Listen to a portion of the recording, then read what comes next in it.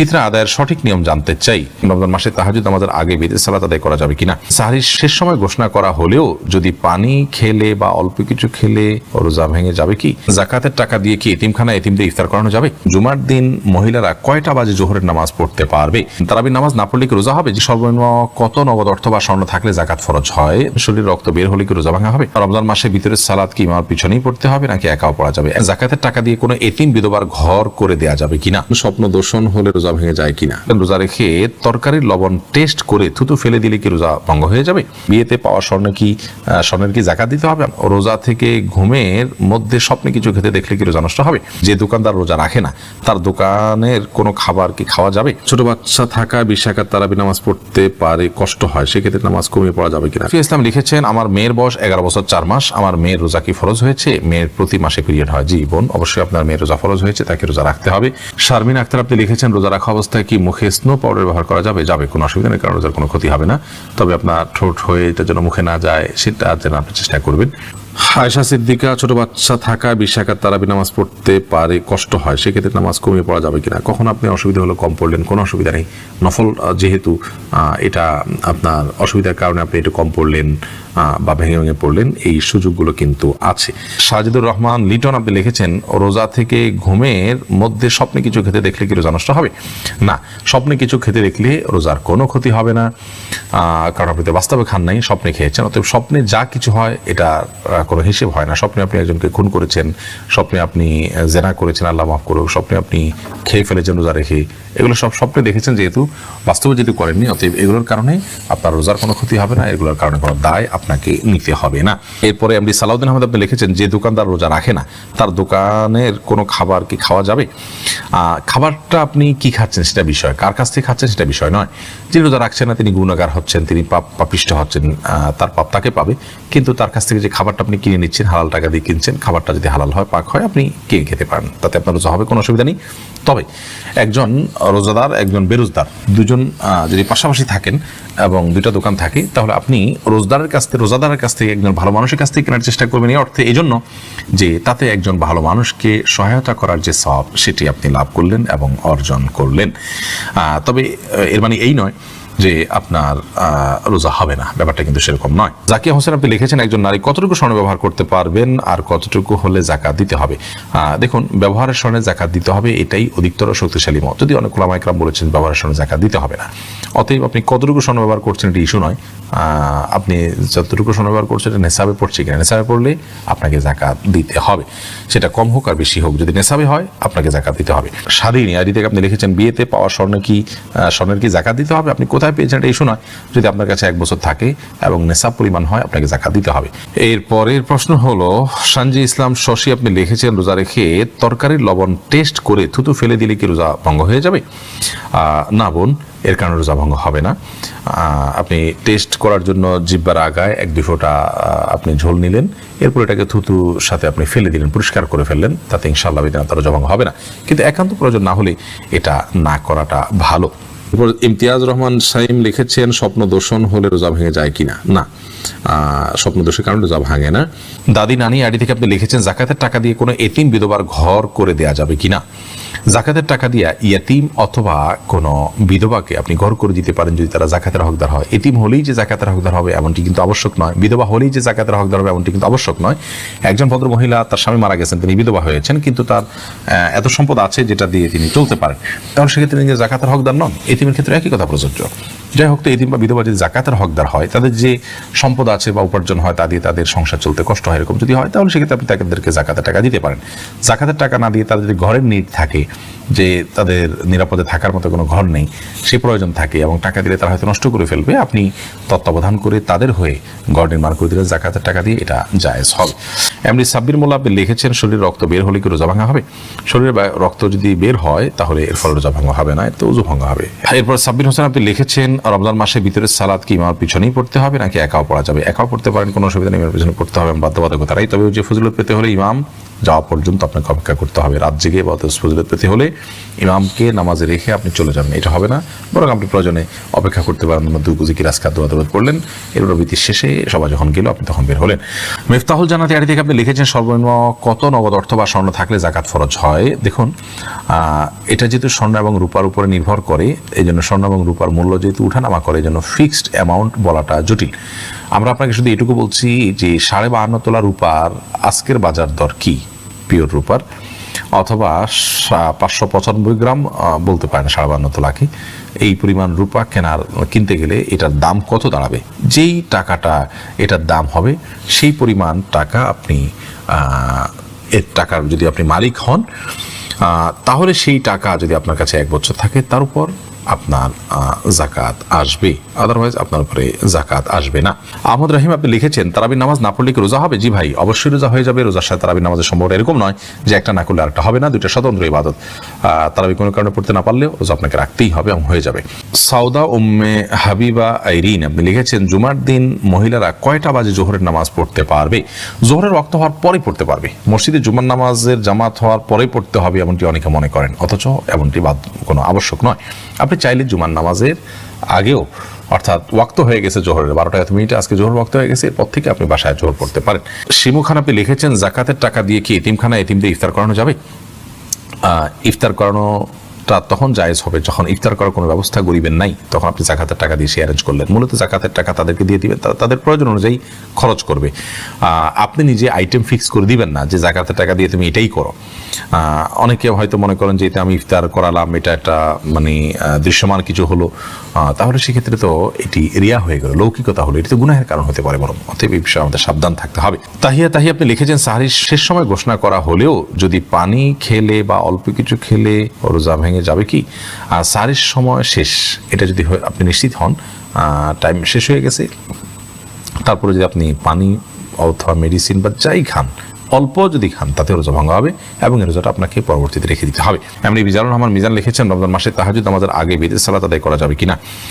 সর্বাবস্থায় বিতির নামাজ সর্বশেষে পড়তে হবে। আপনি তারাবির পরে যদি রাতে তাহাজ্জুদে আরও কিছু নামাজ পড়বেন আপনার ইচ্ছা থাকে, তাহলে সেক্ষেত্রে আপনি শেষে বিতির পড়বেন। রমজান মাসে গুনাহ মাপের আমল ও দোয়া কি জানালে উপকৃত হব? রমজান মাসে গুনাহ মাপের জন্য সবচেয়ে বেশি যে কাজটি করতে হবে তাহলে শিরক থেকে নিজেকে পরিচ্ছন্ন রাখতে হবে, মুক্ত রাখতে হবে, এবং হিংসা, বিদ্বেষ, শত্রুতা, মানুষের প্রতি এগুলো থেকে নিজেকে মুক্ত রাখতে হবে। সেই সাথে আল্লাহ রাব্বুল আলামিনের কাছে কায়মুর বাক্যে দোয়া করে যেতে হবে। এটি হলো রমজান মাসে দোয়ার কবুলের এবং আল্লাহর কাছ থেকে ক্ষমা লাভের জন্য সবচেয়ে বড় মাধ্যম। এই বিষয়টি করতে হবে, অপরাধ থেকে, গুনাহ থেকে বেঁচে থাকার চেষ্টা করতে হবে। এরপরে প্রশ্ন হলো, আমার মা বাবার উপর যদি জাকাত ফরজ হয় তাহলে কি আমি তাদের পক্ষ থেকে জাকাত আদায় করতে পারবো? মা বাবা কিংবা স্ত্রীর তরফ থেকে, স্বামী কিংবা যে কারোর তরফ থেকে, একজনের তরফ থেকে অন্যজন জাকাত আদায় করতে পারেন। জাকাত আর্থিক ইবাদত। আর্থিক ইবাদতের ক্ষেত্রে সুবিধা হলো যে যার আর্থিক ইবাদত তার তরফ থেকে আপনি আদায় করে দিতে পারেন। জাস্ট তাকে একটু বলে দিতে হবে যে তোমার জাকাতটা, তোমার আর্থিক ইবাদতটা আমি আদায় করে দিচ্ছি, তাকে ইনফর্ম করে তারপরে আপনি এটি আদায় করতে পারেন। অর্থাৎ তিনি জানলে নিয়ত করে নিলেন যে হ্যাঁ অমুক আদায় করছে, সেটা আমার জাকাত, তাকে আমি দায়িত্ব দিলাম একরকম, অথবা তিনি দায়িত্ব গ্রহণ করলেন এবং তাকে পারমিশন দিলেন জাকাত দাতা, বাস তাতে জাকাত আদায় হয়ে যাবে। এরপরে প্রশ্ন হলো, আজান ইকামতের আগে কোনো দোয়া আছে কি না, বা আউযুবিল্লাহ বিসমিল্লাহ পড়া যাবে কিনা? আজান ইকামতের আগে কোনো দোয়া নেই, এমনকি আউযুবিল্লাহ বিসমিল্লাহও নেই। আউযুবিল্লাহ বিসমিল্লাহ পড়ার উদ্দেশ্য হলো আল্লাহর স্মরণ। আজান তো শুরুই হয় আল্লাহর স্মরণ দিয়ে, আল্লাহু আকবার, আল্লাহ সবচেয়ে বড়, এটা দিয়ে আজান শুরু হয়, যার কারণে তার আগে আর আউযুবিল্লাহ বিসমিল্লাহ পড়ার কোনো প্রয়োজন নেই, কোনো শিক্ষাও আমাদেরকে নবী করিম সাল্লাল্লাহু আলাইহি ওয়াসাল্লাম দেননি। এছাড়া আজানের আগে অনেক এলাকাতে দুরূদ পড়া হয়, আসসালাতু ওয়াসসালামু আলাইকা ইয়া রাসূলুল্লাহ, এরপর আজান দেওয়া হয়। আজানের পরে দুরূদ পড়ার কথা হাদিসে বর্ণিত হয়েছে, আগে দুরূদ পড়ার কথা হাদিসে বর্ণিত হয়নি। যে ইবাদতটি নবী করিম সাল্লাল্লাহু আলাইহি ওয়াসাল্লাম যেভাবে করতে বলেছেন সেভাবে করতে হবে। মন গড়া যদি আমরা করি সেটাই কিন্তু ইবাদতের মধ্যে ভেজাল এবং বেদাত হিসেবে পরিগণিত হবে। এরপরে প্রশ্ন হলো, তারাবির নামাজের মাঝে বা শেষে কি দোয়া করা যাবে? দোয়া তো যে কোনো সময় করা যায়, সে অর্থে আপনি তারাবি সালাতের মাঝে অথবা শেষে আপনি আল্লাহর কাছে দোয়া করতেই পারেন, কিন্তু এটাকে সিস্টেম বানিয়ে নেওয়া, যে 4 রাকাত পর পর দোয়া কিংবা শেষ হওয়ার পর সুনির্দিষ্ট একটি দোয়া গদবাদা হাত তুলে করা, এটিকে সিস্টেম বানিয়ে নেওয়াটা, এটি বেদাতে পর্যবসিত হওয়ার আশঙ্কা আছে। শরীয়ত কোনো কিছু যদি নির্দেশ না করে, সেটাকে শরীয়তের নির্দেশ মনে করে কিংবা সেটাকে শরীয়তের নির্দেশের মতো গুরুত্ব দিয়ে যদি কেউ আদায় করেন, তাহলে সেটাকে সওয়াবের কাজ, এই ইবাদতের পদ্ধতি বা নিয়ম যদি বানিয়ে নেন কেউ, তো সেটি বেদাতে পর্যবসিত হওয়ার সমূহ আশঙ্কা আছে। আপনি নিজে থেকে এমনি কখনো দোয়া করলেন, কখনো করলেন না, সেটা একান্ত আপনার ব্যক্তিগত বিষয়, কিন্তু সুনির্দিষ্ট দোয়ার ফরম্যাট ঠিক করে নেওয়ার কোনো সুযোগ কিন্তু নেই। আল্লাহ ছাড়া কারো নামে কসম করা যাবে কিনা? না, আল্লাহ ছাড়া কারো নামে কসম করা যাবে না। কসম হবে শুধুমাত্র আল্লাহর নামে। নবী করিম সাল্লাল্লাহু আলাইহি ওয়াসাল্লাম বলেছেন, মান আরাদা ইয়াহলিফা ফালইয়াহলিফ বিল্লাহি আও লিয়াসমুত, যদি কেউ শপথ করতে চায় সেজন্য আল্লাহর নামে শপথ করে অথবা নীরব থাকে, আল্লাহ ছাড়া কারোর নামে যেন শপথ না করে। এরপরে প্রশ্ন হলো, মানুষ মারা গেলে লাশের পাশে কোরআন পড়া যাবে কিনা? লাশের পাশে কোরআন পড়ার কোনো নির্দেশনা কোন হাদিসে আছে বলে আমার জানি। মৃত ব্যক্তিকে খুব দ্রুততার সাথে দাফন কাফনের ব্যবস্থা করতে হবে, গোসল দেওয়াতে হবে, তার জন্য আল্লাহর কাছে দোয়া করতে হবে, ইস্তেগফার করতে হবে, ক্ষমা প্রার্থনা করতে হবে, এটা হলো আমাদের করণীয়। তার পক্ষ থেকে দান সাদকা আমরা করতে পারি, কিন্তু তার লাশের পাশে বসে কোরআন তেলাওয়াতের কোনো ফজিলত নেই। কোরআন তো যারা তেলাওয়াত করবে তাদের লাভ, মৃত ব্যক্তিত্ব এটাতে কোনো লাভ হওয়ার কারণ নেই। অনেক সময় আমরা মজা করতে গিয়ে মিথ্যা কথা বলি, তাতে কারো কোনো ক্ষতি হয় না, এতে আমাদের পাপ হবে কিনা? মজা করতে গিয়ে মিথ্যা কথা বলাটাও গুনাহের কথা এবং পাপের কথা। নবী করিম সাল্লাল্লাহু আলাইহি ওয়াসাল্লাম বলেছেন, যে ব্যক্তি মজা করেও মিথ্যা কথা বলে না, পরিহার করে মিথ্যা কথা, সে ব্যক্তির জন্য নবী করিম সাল্লাল্লাহু আলাইহি ওয়াসাল্লাম জান্নাতের সেন্টার পয়েন্টে একটি প্রাসাদের জিম্মাদার নিয়েছেন। অর্থাৎ এরকম সুযোগ আসলেও সেগুলো করে না। হাসি তামাশার জন্য আমরা আজকাল অনেকে মিথ্যা কথা বলি, মানুষকে হাসানোর জন্য, লোক হাসানোর জন্য মিথ্যা কথা বলি, এটা উচিত নয়। মানুষকে হাসানোর জন্য মিথ্যা কথা বলাও পাপ, অপরাধ, এবং নবী করিম সাল্লাল্লাহু আলাইহি ওয়াসাল্লাম হাদিসে সুস্পষ্টভাবে নিষেধাজ্ঞা আছে ব্যাপারে। বর্তমান সময় মহিলারা বাড়ি বাড়ি গিয়ে মাহফিল করে এবং মহিলা বৈঠক করে, ইসলামের ব্যাপারে কি বলে? মহিলাদের মধ্যে দিন প্রচারের কাজ, দাওয়াতের কাজ করতে পারেন, সেটা শরিয়ার সীমানার মধ্যে থেকে পর্দার বিধান মেনে অভিভাবকদের অনুমতি সাপেক্ষে, এবং যদি তারা নিজের জায়গা থেকে তারা দাওয়াতের কাজ করতে পারেন, আজকাল মোবাইলে অনলাইনে বিভিন্নভাবে করা যায়, সেক্ষেত্রেও যদি সীমালঙ্ঘন না হয় সেটি তারা করতে পারে না। অনেক মহিলারা এই জাতীয় তালিমের মধ্যে মাশগুল হয়ে নিজের সন্তান, স্বামী, সংসার এগুলো থেকে তারা অনেকটা উদাসীন হয়ে যান, যেটা অনুচিত। এক্ষেত্রে আমাদের ব্যালেন্স করতে হবে এবং সীমালঙ্ঘন করা যাবে না। দাওয়াতের কাজ বা ইসলাম প্রচারের কাজ পুরুষদের পাশাপাশি মহিলারাও করবেন, সেটা বলা বাহুল্য। এরপরে প্রশ্ন হলো, রোজা অবস্থা যদি হস্তমৈথুন করে তাহলে রোজা ভেঙে যাবে কিনা? ভেঙে গেলে যদি সাথে সাথে ফরজ গোসল করে পুনরায় রোজার নিয়ত করে তাহলে কি রোজা হবে? না, এর ফলে রোজা আর জোড়া লাগবে না। হস্তমৈথুন করে বীর্যপাত যদি কেউ করে তার ফলে রোজা ভেঙে যাবে।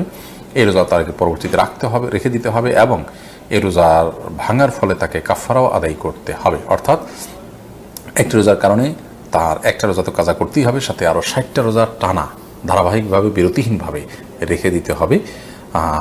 এটি তার জন্য একরকম শাস্তি এবং এটি জঘন্য অপরাধ বটে, যার কারণে আল্লাহ মাফ করুক। এ ধরনের অপরাধ থেকে আল্লাহ তাআলা হেফাজত করুন, এবং এই ধরনের অপরাধ থেকে আমাদেরকে বেঁচে থাকার মতো ইমানের শক্তি, তাকওয়া আল্লাহ তাআলা আমাদেরকে দান করুন। পাকা চুল বা দাড়ি তুলে না ফেলে বেছে বেছে কেটে ফেলা যাবে কিনা? যেহেতু তুলে ফেললে গুনাহ হয়, তাই কেটে ফেলা যাবে কিনা? কেটে ফেলা তাও এক ধরনের তুলে ফেলার মতোই, যদিও আক্ষরিক অর্থে হাদিসের খেলাফ হবে না কেটে ফেললে, তারপরেও হাদিসে যেটি বলা হয়েছে সেটি দ্বারায় অপসারণ করা বা এটাকে লুকানোর যে চেষ্টা করা, সেটার বিরুদ্ধে নবী সাল্লাল্লাহু আলাইহি ওয়াসাল্লাম আমাদেরকে সেটা না করতে বলেছেন। এমনটিও হতে পারে, সে অর্থে আমরা যদি কেটে ফেলি সেটিও তার সেই নির্দেশ লঙ্ঘন হবে সেক্ষেত্রে। এই জন্য এটা অ্যাভয়েড করা উচিত। এবং তিনি বিকল্প যেটি বলেছেন তা হলো যে আমরা যে কোনো কালার করতে পারি, কালো ছাড়া লাল ইত্যাদি কালার করতে পারি। একা একা নামাজ পড়ার ক্ষেত্রে সূরা কোরআন তেলাওয়াতের সময় ঠোঁট না নাড়িয়ে মনে মনে তেলাওয়াত করা জায়েজ আছে কিনা? একা একা যখন আমরা সালাত আদায় করবো তখন সূরা, কেরাত ইত্যাদি এগুলো আমাদেরকে ঠোঁট নাড়িয়ে তেলাওয়াত করতে হবে। মনে মনে তেলাওয়াত করলে সেটা তেলাওয়াত হিসাবে গণ্য হবে না, কোরআন পাঠ হিসাবে গণ্য হবে না। পাঠের জন্য অবশ্যই আমাদের ঠোঁট, জিহ্বা ইত্যাদি নড়তে হবে। পরের প্রশ্ন হলো, বিকাশ বা মোবাইল ব্যাংকিং এর মাধ্যমে যদি জাকাতের টাকা পাঠানো হয় তাহলে তার চার্জ কাকে বহন করতে হবে, জাকাত দাতাকে না জাকাত গ্রহীতাকে? গুরুত্বপূর্ণ প্রশ্ন। মোবাইল ব্যাংকিংয়ের মাধ্যমে অথবা যে কোনো উপায়ে যদি আপনি জাকাত অভাবী মানুষের কাছে পাঠান তাহলে জাকাত দাতা হিসাবে এটার খরচ আপনাকে বহন করতে হবে, জাকাত গ্রহীতাকে এর খরচ বহন করতে হবে না।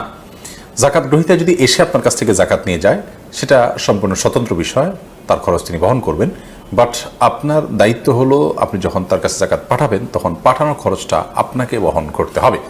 ধরুন 10,000 টাকা আপনি বিকাশ করেছেন অথবা এম ক্যাশ করেছেন কিংবা নগদ উপায় বা আরও যে সমস্ত মোবাইল ব্যাংকিংয়ের ব্যবস্থাপনা আছে কিংবা অন্য কোনো উপায় আপনি পাঠালেন, এই পাঠানোর ক্ষেত্রে যে খরচটা হবে সেই খরচটা আপনাকে সাথে দিয়ে দিতে হবে। 10,000 টাকাটার সাথে অতিরিক্ত খরচের টাকাটাও আপনাকে দিতে হবে, অর্থাৎ যাতে নিট 10,000 টাকা গরিব মানুষ উত্তোলন করতে পারে আপনার জাকাত থেকে।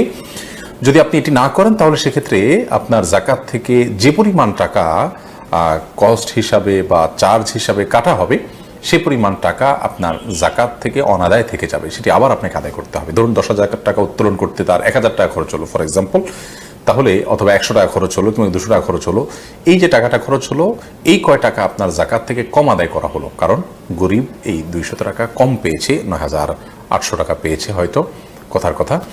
তো সেজন্য জাকাত দাতাকেই পাঠানোর খরচ বহন করতে হবে। প্রশ্ন হলো, রোজা রাখা অবস্থায় কি গুপ্তাঙ্গের লোম পরিষ্কার করা যাবে? উত্তর হলো করা যাবে, কোনো অসুবিধা নাই, এর ফলে রোজার বা সিয়ামের কোনো ক্ষতি হবে না। মিনি বয় করিম আপনি লিখেছেন, ফিতরা আদায়ের সঠিক নিয়ম জানতে চাই, সঠিক সময় জানতে চাই। ফিতরা আদায়ের সঠিক সময় হলো চাঁদ উঠেছে শাওয়াল মাসের, অর্থাৎ ঈদের চাঁদ উঠেছে তখন থেকে নিয়ে ঈদের নামাজের আগ পর্যন্ত, এই টাইমটার মধ্যে, রাতের মধ্যে, সকালের আগে আগে আপনি গরিবের কাছে পৌঁছাবেন। এটা হলো ফিতরা আদায়ের মূল টাইম। এই সময়ের মধ্যে এত অল্প সময়, শর্ট টাইমে ফিতরা আদায় করা যদি কঠিন হয় মনে হয়, তাহলে 2-1 দিন আগেও ফিতরা আদায় করাকে জায়েজ বলেছেন ফুকাহায়ে একরাম। তবে কোন অবস্থাতেই ঈদের নামাজের পরে আদায় করলে সেটি জায়েজ হবে না, যেহেতু হাদিসে সুস্পষ্টভাবে এবারে বক্তব্য রয়েছেন। নবী সাল্লাল্লাহু আলাইহি ওয়াসাল্লাম বলেছেন, ফামান আদ্দাহা ক্বাবলা আল সালাহ, যে ব্যক্তি ঈদের নামাজের আগে ফিতরা আদায় করলো, ফাহিয়া মাকবুলাহ, তাহলে সেটি ফিতরা হিসাবে আল্লাহর কাছে গ্রহণযোগ্য হবে ইনশাআল্লাহ।